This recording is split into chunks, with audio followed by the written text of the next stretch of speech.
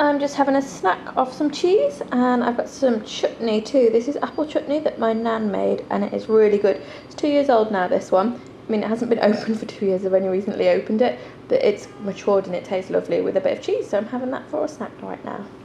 I'm making some popcorn as a little snack this evening. I've already melted a bit of butter, and I'm just bringing the kernels up to temperature, and I'll put them back on the heat so that they can start popping.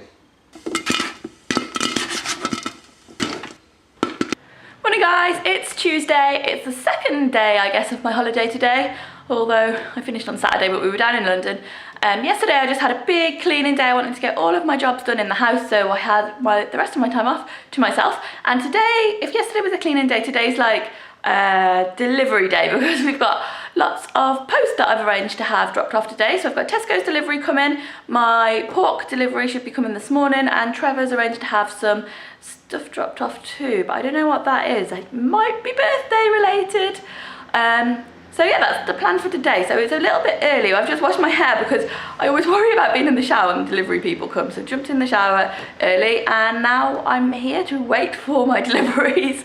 And Dad and his partner are coming around tonight, and I'm doing a pork loin for them to make room in the freezer for all the other pork that's arriving today. My first delivery of the day has arrived. It was my Tesco shop, and I'm just unpacking it now and putting all the stuff away. These are my blue storage bins that I keep under the sink for it's generally root veg, I suppose, the stuff that doesn't need to be refrigerated. As I put my onions and ginger and garlic in this big one and the potatoes in the little one. I actually usually have these two bins the other way around, so I put potatoes in this one, but I've ordered a lot of onions this week, so I've switched them over. I'm just having a quick omelette now. It's kind of brunch, I guess. I've missed breakfast. It's 10 o'clock. So I've got half a red onion, a small tomato, 2 eggs, some spinach and some cheese. I'm just gonna whack it all in the pan, and I think I'm gonna have a latte with it too. Nice relaxing brunch. I'm just frying the onion and tomato with a little bit of basil to soften those up before I put them into the omelette, because I don't like the crunchy texture. I want it all to be nice and soft. I finished frying off the onions and tomatoes. I've just set those aside, and now I'm going to do my omelette. I've got some butter in this pan, got 2 eggs whisked up in there, a little bit of pepper. Let's put that into the pan. This is the same pan that I fried the tomatoes in, and just scoot it around the edges there.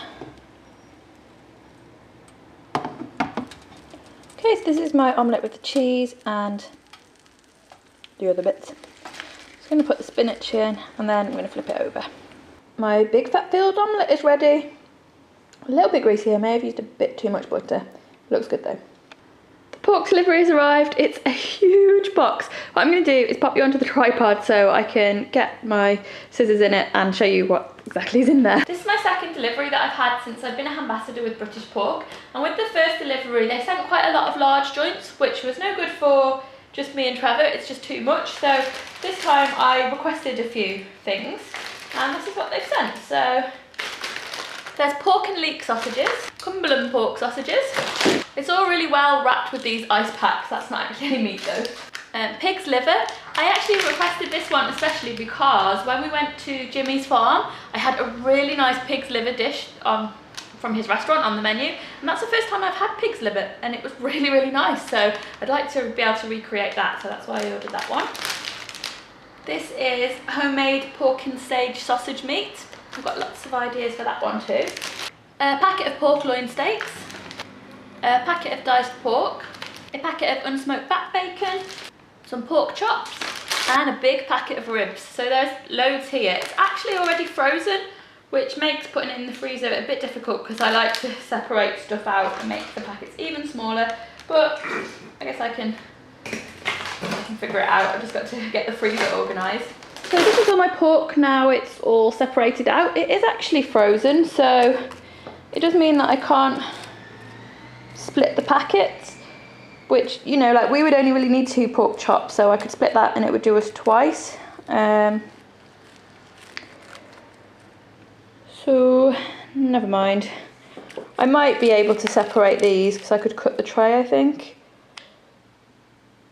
And like the bacon is all in a big solid block. We wouldn't eat that much bacon in one sitting, so.